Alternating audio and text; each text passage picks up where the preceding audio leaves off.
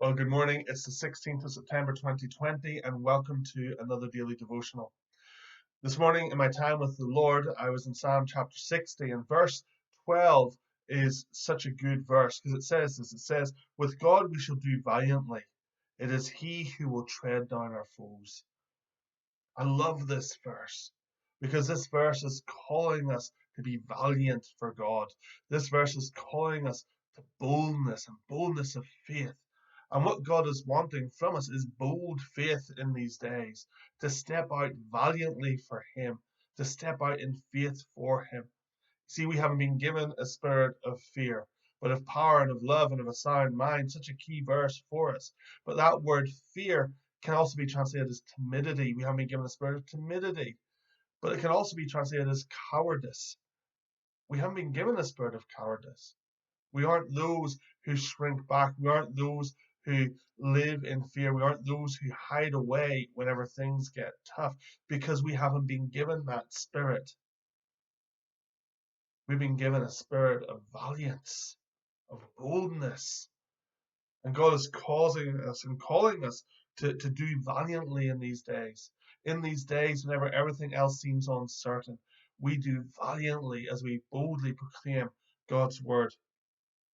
And the promise is this, is that it is He who will tread down our foes. You know, the New Testament says that the God of peace will soon crush Satan under your feet. Because we don't wrestle against flesh and blood, right? So because we don't wrestle against flesh and blood, people are never our foes. People are never our enemies. We don't wrestle against flesh and blood, but what we wrestle against the enemy, right? And the things that he would seek to distract us with. Your foe, your enemy in these days is anything that the devil would put in the way of your relationship with Jesus.